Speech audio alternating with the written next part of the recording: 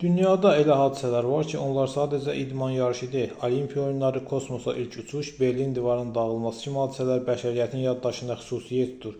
FIFA Dünya Çempionatı da məhz bu silsilədəndir. 1930-cu ildə Uruqvayda cəmi 13 komandanın iştirakı ilə başlayan bu möhtəşəm futbol macərası bu gün milyardlarla insanın izlədiyi qlobal fenomenə çevrilib. ABŞ, Kanada və Meksikanın ev sahibliyi edəcəyi mundial artıq futbol tarixinin ən böyük turniri olacaq. İlk dəfə 48 komanda iştirak edəcək, 104 oyun keçiriləcək. Bu isə dünya çempionatının yeni mərhələyə qədəm qoyduğunu göstərir. İlk dünya çempionatı 1930-cu ildə Uruqvayda təşkil edilib.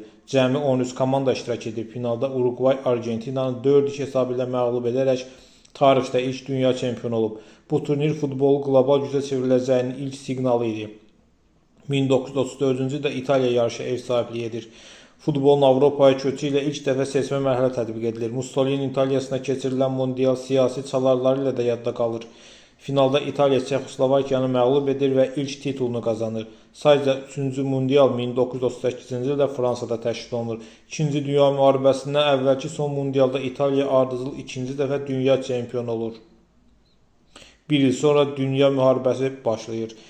Nəhayət 1950-ci ildə Braziliyanın ev sahibliyi ilə turnir keçirilir və bu tarixdə Maracana faciəsi kimi düşür. Bir sözlə dünya çempionatı 12 illik fasilədən sonra geri dönür. Tarixdə ilk dəfə final oyunu keçirilmir. Son qrup mərhələsinin həlledici maçında Uruqvay Braziliyanı Maracana stadionunda 2-1 hesabı ilə məğlub edir. Bu hadisə Braziliya futbolunun ən böyük faciəsi kimi tarixə düşür. 1954-cü ildə İsveçrənin ev sahibliyi də həm də Alman möcüzəsi baş verir. Qərbi Almaniya favorit Macaristanı finalda 3-2 hesabı ilə məğlub edir. Bu qələbə Bern möcüzəsi adı ilə futbol tarixinin ən böyük sensasiyalarından biri sayılır.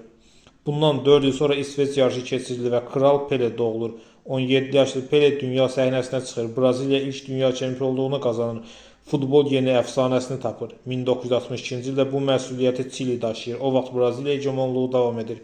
Pele zədələnsə də Garinça komandanı zirvəyə daşıyır. Braziliya ardıcıl ikinci dəfə kuboku qazanır.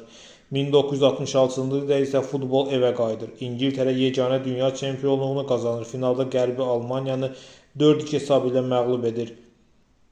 O final hələ də Azərbaycan adı keçməklə müzakirə olunur. Yanxət hakimi Tofiq Bəhramovun hər halda finalda qeydə aldığı qolu heç kəs unutmayıb.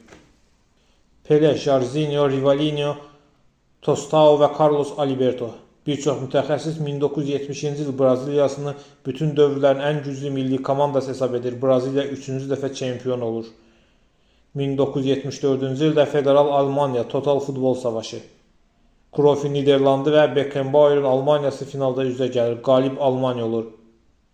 1978-ci ildə Argentinada keçirilən mundialda ev sahiblərinin zəfəri yaşanır. Argentina ilk dəfə dünya çempionu olur. Mario Kempes turnirin qəhrəmanına çevrilir. 1986-cı il Meksika, Tanrının əli Diego Maradona futbol tarixinin ən möhtəşəm fərdi performanslarından birini sərgiləyir. İngiltərəyə vurduğu Tanrının əli və əsrin qolu bu gündə müzakirə olunur. Argentina çempion olur. 1990-cı il İtaliya, mundial futbolun zirvəsinə dünyaya şahidlik etdi. Turnir az qolla yadda qalır. Finalda Almaniya Argentinanı məğlub edir və 3-cü titulunu qazanır. 1994-cü ildə ABŞ-da keçirilən mundialda rekord tamaşaçı sayı toplanır. Final ilk dəfə penaltilərlə həll olunur. Braziliya İtaliyanı məğlub edir. Roberto Baggio'nun qaçırdığı penalti tarixə düşür. 1998-ci ildə Fransada təşkil olunan dünya çempionatında ilk dəfə iştirakçı sayı 32-yə çatdırılır. Futbol əfsanələrindən sayılan Zinedine Zidane'ın başçılığı ilə Fransa ilk dəfə dünya çempionu olur. Bu format sonraki 6 mundial boyunca davam edir. 2002-ci ildə mundial Yaponiya və Cənubi Koreyada, yəni ilk dəfə Asiyada, özü də 2 ölkədə keçirilir. Ronaldo Nazario 8 qolla Braziliyanı 5-ci dünya çempionluğuna daşıyır. 2006-cı ildə Almaniyada keçirilən turnir son rəqs kimi yadda qalır. Finalda Zidane'ın karyerasının son oyunu olur.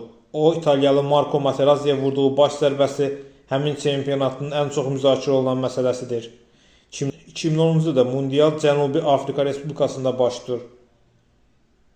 İspaniyanın tiki-taka futbolu tarix yazır və ilk dünya çempionluğunu qazanır.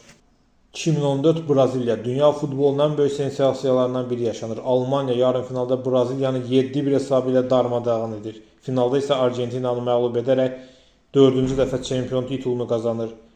2018-ci il isə çempionat burnunuzuna qədər gəlir. Şimalda Rusiyada keçirilir. Fransanın yüksəlişi Mbappe'nin parladığı turnirdə Fransa ikinci dəfə dünya çempionu olur. 2022-ci ildə Qətərdə Messi'nin tac qoyması başlayır. Tarixin ən dramatik finallarından biri keçirilir. Argentina və Fransa. 3-3 hesablı möhtəşəm oyundan sonra penaltilərə gedilir. Lionel Messi nəhayət ki dünya çempionu olur. Və nəhayət gəldik bu günə. 2026-cı çempionat həm də yeni eranın başlanğıcı deməkdir. ABŞ, Kanada və Meksikanı ev sahibliyi edəcək dünya çempionatı futbol tarixinin ən böyük turniri olacaq. 48 komanda, 104 oyun, milyardlarla tamaşaçı.